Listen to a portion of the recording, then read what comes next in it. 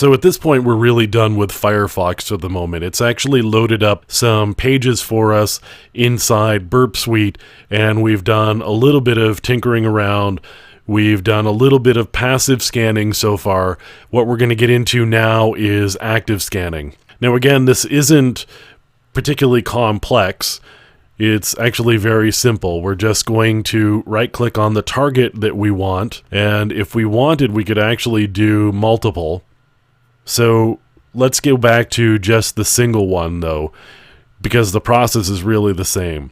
So we're going to right-click on that one target that we want to look at, and we're going to actively scan this host. So what comes up is the active scanning wizard. So we're going to remove duplicate items with the same URL and parameters. It looks like there's 19 there.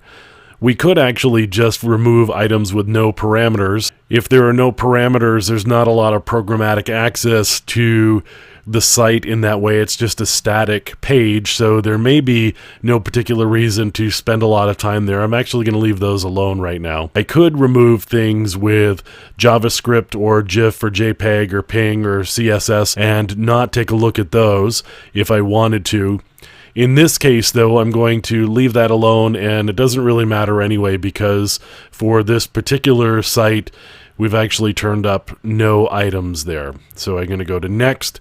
It's going to show me the list of items that we have selected for scanning, and you can see here we've got the number of parameters in a column.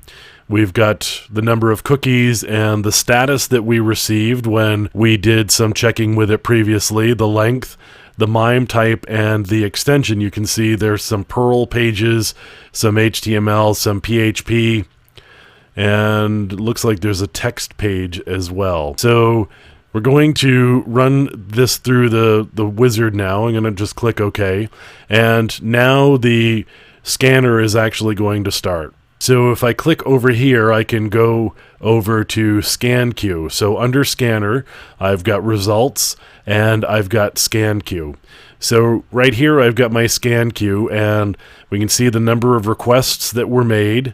If there were any errors, we would get the number of errors, and then we get the status, which is the status of the scan, as opposed to the status of the testing that it's doing. So we've got some issues that have been found, and you can see they get color-coded as well. So there's some informational items, there's a couple of critical items, looks like 3 critical items so far, and then a medium risk item. So the scan is going to chug through, and it's going to make all of the requests that it needs to make in order to complete the scan, and then we'll be able to look at the results and see what we've actually found and what we may be able to do some further testing with.